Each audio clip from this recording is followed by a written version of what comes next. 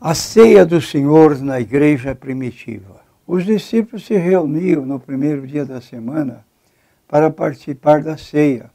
Isso está em Atos capítulo 20 e versículo 7. Esta ceia era entendida como um ato de comunhão com o Senhor. 1 Coríntios capítulo 10, versículos 14 a 22. Era tomada quando toda a congregação se reunia como um ato de fraternidade entre os irmãos.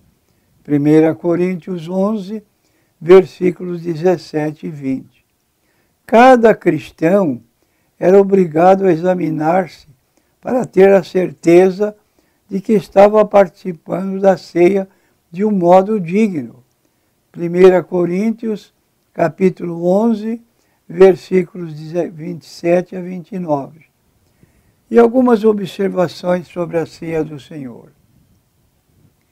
Ainda que o ensinamento da Bíblia sobre a ceia do Senhor não seja complicado, muitas diferenças de entendimento apareceram depois no tempo do Novo Testamento. O único modo de sabermos que estamos seguindo o Senhor é estudar as instruções e limitar os exemplos que encontramos no Novo Testamento. Nunca estamos livres para ir além do que o Senhor revelou na Bíblia. Colossenses capítulo 3, versículo 17, e 1 Coríntios capítulo 4, versículo 2, e 2 João, versículo 9. Consideremos o que a Bíblia diz em resposta a algumas questões sobre a ceia do Senhor. Por que pão sem fermento? Jesus instituiu a ceia do Senhor durante os dias judaicos de pães asmos, uma festa anual na qual somente pão sem fermento era permitido entre os judeus. Lucas 22, versículo 15, e Êxodo, capítulo 12, versículo 18 a 21. Podemos apreciar mais claramente o significado do pão sem fermento quando consideramos o significado simbólico do fermento na Bíblia. Não era permitido o fermento nos sacrifícios oferecidos a Deus no Velho Testamento. Levítico, capítulo 2, versículo 11. A ideia de impureza ou pecado é claramente associada com fermento em vários textos bíblicos. Por exemplo, Jesus usou fermento para falar simbolicamente das falsas doutrinas. Mateus, capítulo 16, versículos 11 e 12. Paulo usou fermento para representar falsas doutrinas. Mateus 16, versículos 11 e 12. Paulo usou fermento para representar falsa doutrina e corrupção moral. Gálatas, capítulo 5, versículos 7 a 9, versículo 13, 16.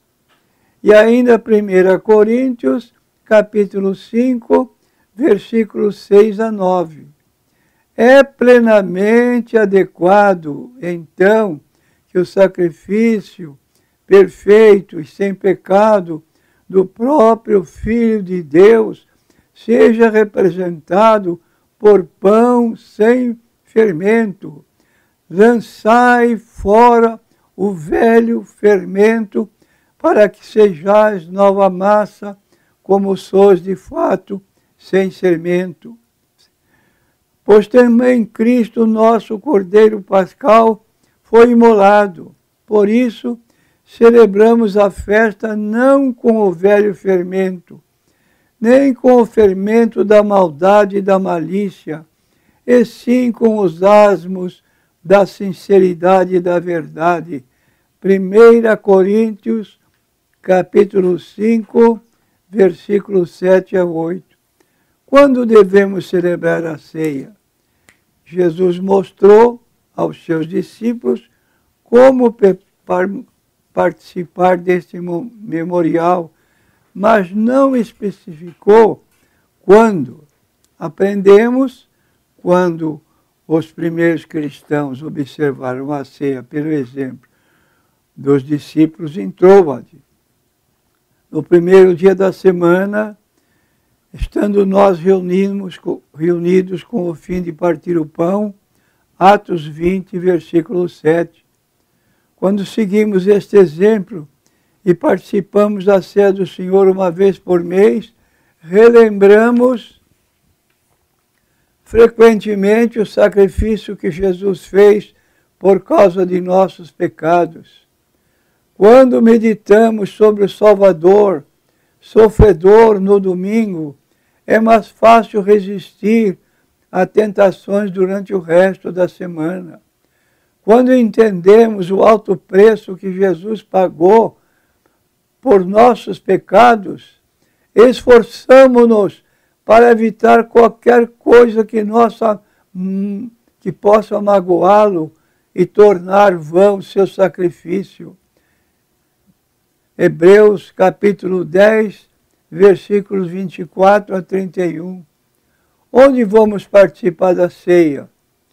A ceia do Senhor é um ato de comunhão entre cada cristão e o Senhor, e é também um ato de comunhão entre cristãos.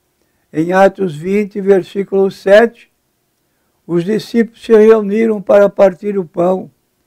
1 Coríntios 11, versículo 20 a 22, distingue entre a ceia do Senhor, que era o propósito de sua reunião como uma congregação, e as refeições comuns que eram tomadas nas casas dos cristãos.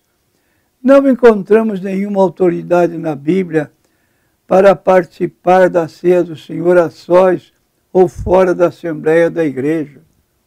Quem tem o direito de tomar a ceia do Senhor?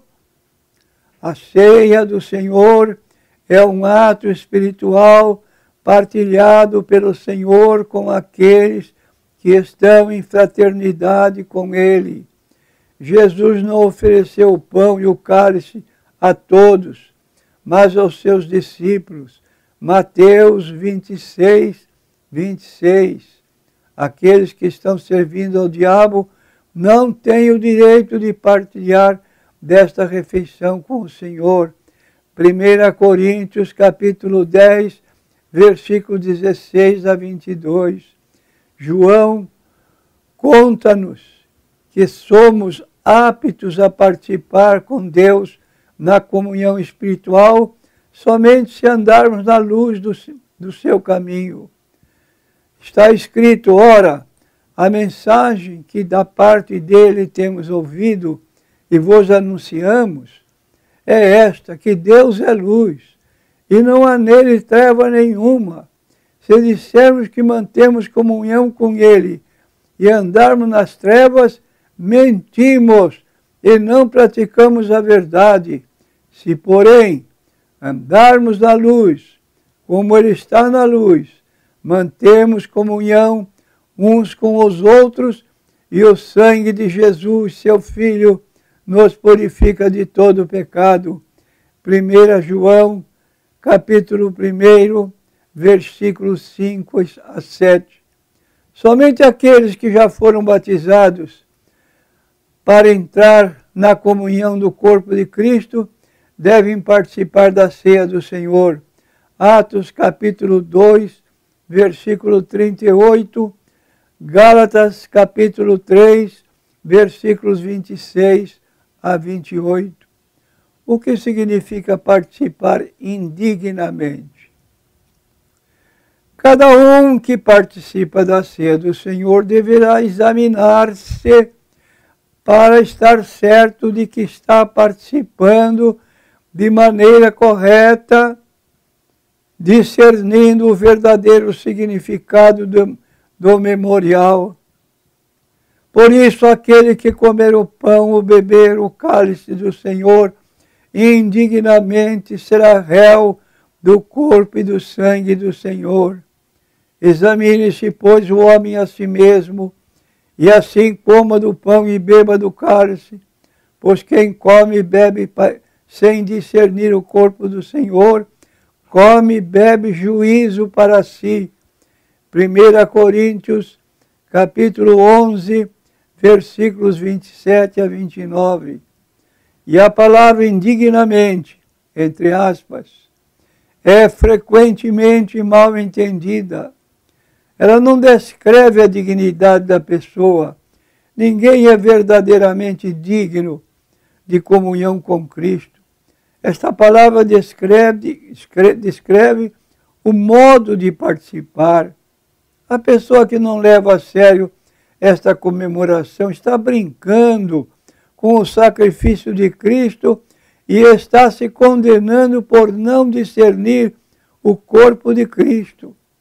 Por esta razão, devemos ser muito cuidadosos cada vez que participarmos da ceia do Senhor. É imperativo que esqueçamos as preocupações mundanas e prestemos atenção exclusivamente à morte de Cristo. Se tratarmos a ceia do Senhor como um mero ritual, ou se a tomarmos levianamente e deixarmos de meditar no seu significado, condenamo-nos diante de Deus. A ceia do Senhor, passado, presente e futuro.